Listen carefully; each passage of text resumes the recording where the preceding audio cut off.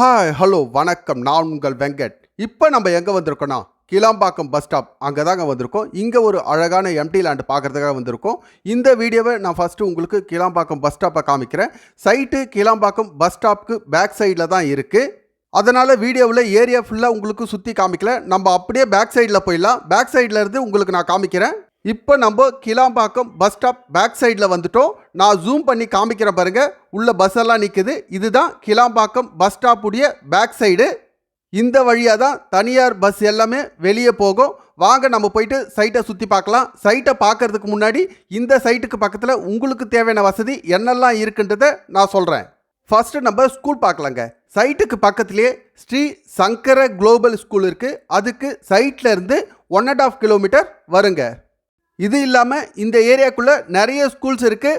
அடுத்து நம்ம காலேஜ் பார்க்கலாங்க.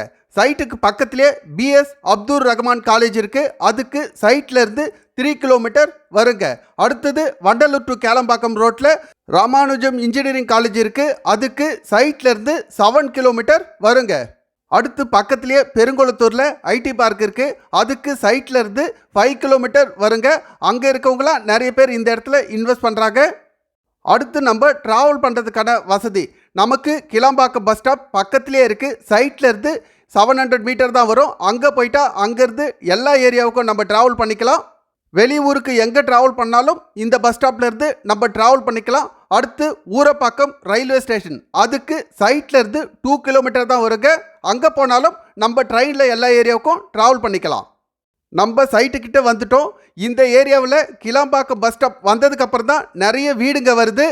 கோயம்பேடு பஸ் ஸ்டாப் வந்ததுக்கப்புறம் அந்த ஏரியா எப்படி டெவலப் ஆச்சோ அதே மாதிரி இந்த ஏரியா டெவலப் ஆகிடும். இந்த இடத்த நீங்கள் கெஸ்ட் ஹவுஸ் அந்த மாதிரி கூட கட்டி வாடகைக்கு விடலாம். நீங்கள் வீடு கட்டி வரணுன்னாலும் வரலாம். இந்த சைட்டுக்கு பக்கத்தில் நமக்கு தேவையான எல்லா வசதிகளும் இருக்குது. இன்னும் கொஞ்ச நாள் போனால் இந்த ஏரியாக்குள்ளே இடமே கிடைக்காது. இந்த ஏரியாவில் கிரவுண்ட் வாட்டர் நல்லாவே இருக்கும். உப்பு தண்ணியெலாம் கிடையாது.